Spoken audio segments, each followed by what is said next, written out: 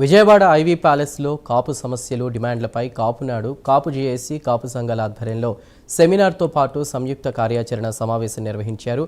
రేపటి నుంచి అసెంబ్లీ సమావేశాలు ప్రారంభం కానున్న నేపథ్యంలో కాపులకు ఇచ్చిన హామీలు, గతంలో టీడీపీ మేనిఫెస్టోలో పొందుపరిచిన అంశాలు, ఇక కేఆర్పీఎస్ చేసినటువంటి డిమాండ్లపై అసెంబ్లీలో చర్చ జరగాలని KRPS state coordinator JT Ramarao demand చేశారు. జీవో 30 అంశం ఢిల్లీలో పెండింగ్లో ఉందని, మరికొన్ని అంశాలు హైకోర్టులో పెండింగ్లో ఉన్నాయని చెప్తున్నప్పటికీ రాష్ట్ర ప్రభుత్వం ముందుకు వెళ్లడం లేదని ప్రశ్నించారు. గత వైసీపీ ప్రభుత్వం కాపులకు అన్యాయం చేసిందని చెప్తున్న ప్రస్తుత ప్రభుత్వం ఇప్పటికైనా న్యాయం చేయాల్సిన అవసరం ఉందని అన్నారు.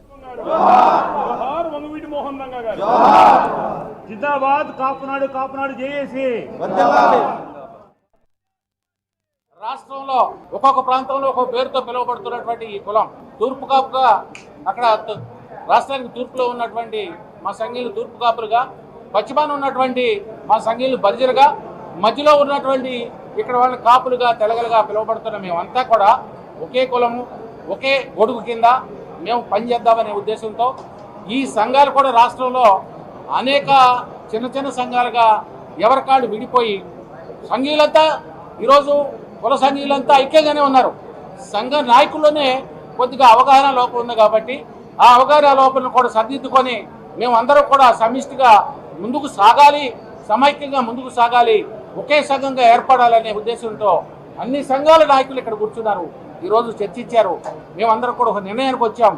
ఒకే నాయకత్వం కింద సమిష్టిగా ఈ సమస్యలు ఎదుర్కోవడానికి సిద్ధపడబోతున్నాం.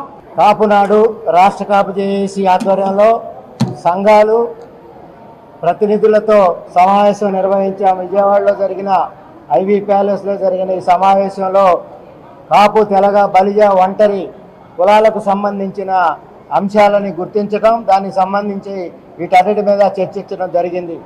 ప్రధానంగా కాపు, తెలగ, బలిజ, ఒంటరి కులాలు ఏదైతే ఇబ్బందులు పడతా ఉన్నాయో మొదటి నుంచి కాపు బీసీ రిజర్వేషన్కి సంబంధించిన అంశం, అదేవిధంగా ఈడబ్ల్యూఎస్లో 5% రిజర్వేషన్ గతంలో ఇస్తున్నట్టుగా రాష్ట్ర ప్రభుత్వం ఉత్తర్వులు ఇచ్చింది. దానికి సంబంధించి అమలుకు నోచుకోవాలనే దాని మీద చర్చించడం జరిగింది. మూడో ప్రతిపాదన, రాయలసీమలో బలిజ సమస్యలు రాజకీయంగా, విద్యాపరంగా, ఉద్యోగపరంగా, వ్యాపారపరంగా, అదేవిధంగా నామినేటెడ్ పదవుల్లో ఎటువంటి ఇబ్బందులు జరుగుతున్నాయి అనే దాని మీద కూడా చర్చించడం జరిగినది. పాజిటివ్ నేచర్లో కాపు సమస్యల్ని ప్రభుత్వం తీసుకెళ్ళడానికి ఈ సమావేశం ఉపయోగపడిందని, అలాగే త్వరలో చంద్రబాబు నాయుడు గారితో అపాయింట్మెంట్ ఫిక్స్ చేసుకొని కాపు సమస్యల్ని వారి దృష్టికి తీసుకెళ్లి కాపు సమస్యలను పరిష్కరించుకోవడానికి మేము పాజిటివ్ నేచర్లో పనిచేస్తామని చెప్పి తెలియజేస్తూ, అలాగే ఈ కాపు సమస్యలు ప్రధానంగా 7 సమస్యలను మేము ఐడెంటిఫై చేసాం.